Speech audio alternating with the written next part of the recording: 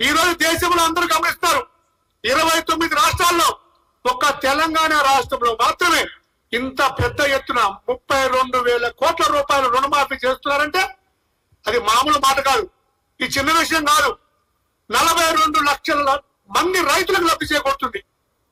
₹1,00,000, ₹1,50,000, ₹2,00,000 ఏదని చెప్పామో ఆ విధంగా విడతల వారీగా రుణమాఫీ చేస్తున్నాం. ఈ రోజు చేశాం. ఈ రోజు డైరెక్ట్ గా రైతుల ఖాతాలోకి వెళ్ళింది.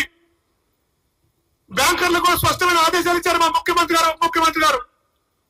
ఈ రుణాలు కేవలం రైతు రుణమాఫీకే వాడుకోవాలని ఇంత స్పష్టంగా, ఇంత నిజాయితీగా రైతుల కోసమే పనిచేస్తుంది కాంగ్రెస్ పార్టీ ప్రభుత్వం మాత్రమే.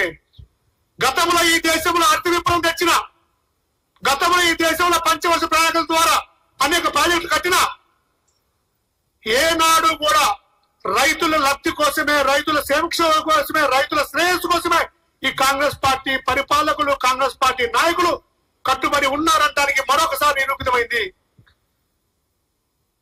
మిత్రులారా, మీరు గమనిస్తున్నారు, ఇప్పటికి కూడా మా మీద బీజేపీ నాయకులు, టీఆర్ఎస్ నాయకులు ఏదేదో మాట్లాడి తప్పుదో పట్టిస్తారు.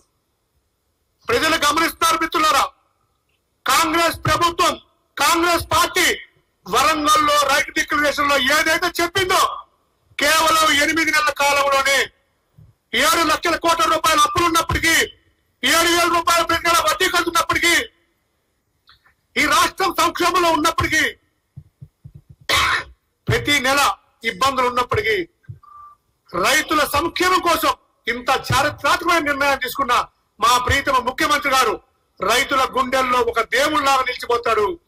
రైతుల కళ్ళల్లో, గుండెల్లో కాదు, రైతుల హృదయాల్లో, ఈ దేశ చరిత్రలో, ఈ రాష్ట్ర చరిత్రలో ఇంత పెద్ద రుణమాఫీ చేసిన ఘనత కాంగ్రెస్ పార్టీగా దక్కుతుంది, కాంగ్రెస్ పార్టీ ప్రభుత్వానికి దక్కుతుంది తెలియజేస్తూ ఈ అవకాశం ఇచ్చినందుకు ప్రత్యేక ధన్యవాదాలు తెలియజేస్తూ మా మిత్రుడు డాక్టర్ లింగయ్య యాదవ్